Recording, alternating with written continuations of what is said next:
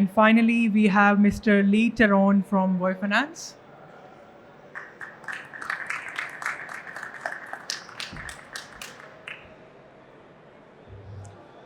Hi everyone. I know you probably saw me when you were expecting music.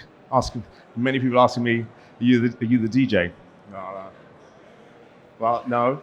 I've been fortunate enough to be invited by Nitin from World Economic Forum and also Gabrielle from ADGM to participate in this sandbox, which is pretty cool for us. I think we're proud to be part of it. As you know, everyone else before me, they've spoken about supply chain, trade finance. They've spoken about bills of lading, paperless documents, stable coins, crypto. So I don't need to explain it, really, to be fair. So it's an easy one for me. But what I will go over and what we do at Trade Finance for Voy.Finance and what we've done within the sandbox is to focus on bringing in that liquidity, that DeFi liquidity, being able to scale it, taking paperless paperless trade documents, RWA documents, scaling those documents, because we know all these solutions they exist. We do them, and so does everyone else. But the ability for adoption and scalability is huge. It's the problem here. So being able to scale trade finance also.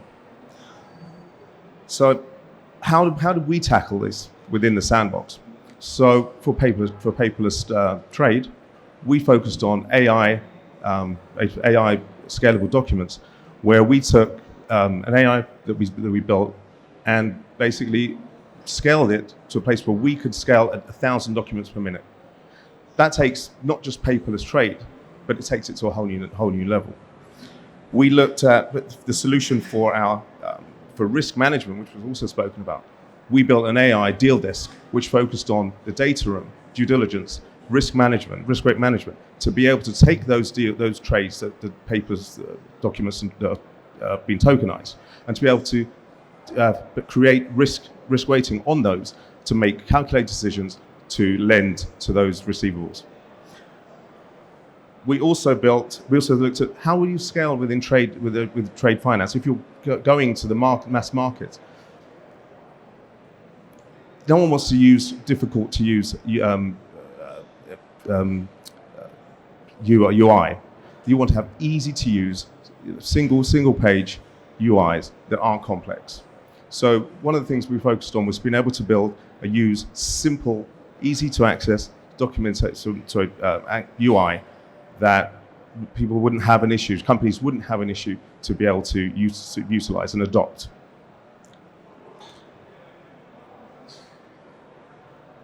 So DeFi liquidity. So everyone spoke about some DeFi liquidity, stablecoins.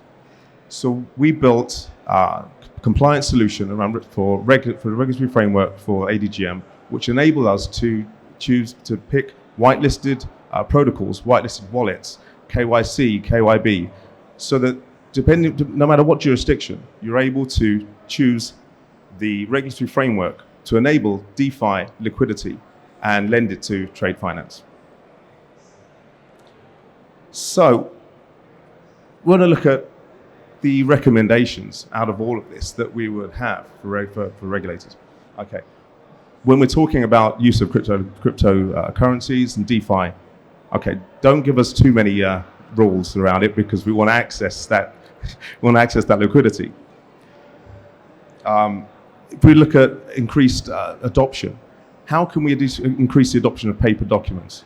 So we'll need support on maybe incentivization for companies, businesses, SMEs, larger businesses, to be able to adopt, use this paperless trade documents. So incentivization for businesses to adopt it would be a definite recommendation.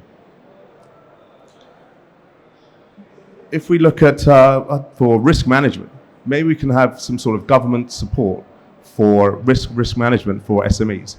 That way, when you look at businesses that want to give liquidity and lend to trade finance, if the risk management if the risk is managed somewhat or incentivized by the government, then that risk profile is lessened, and more liquidity can be lent to SMEs, enabling inclusion. And lastly, we look at the accelerators.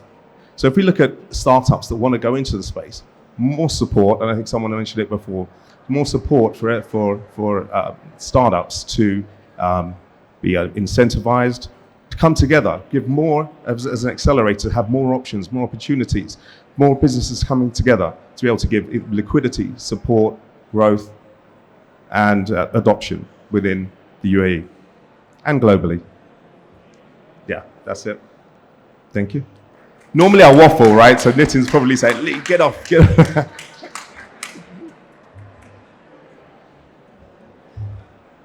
Thank you, Lee.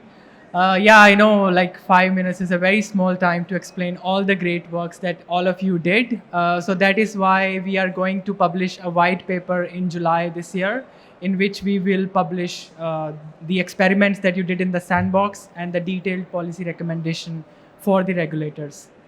Okay, to conclude this session, to our startup participants, regulatory partners, and supporters, thank you for your creativity, commitment, and courage. On behalf of the World Economic Forum and the TradeTech team, I thank you, especially the government of the UAE, for supporting this initiative. This is just the beginning. The TradeTech Forum is our platform to scale these lessons globally and to build a future that is inclusive and resilient and sustainable. Thank you very much.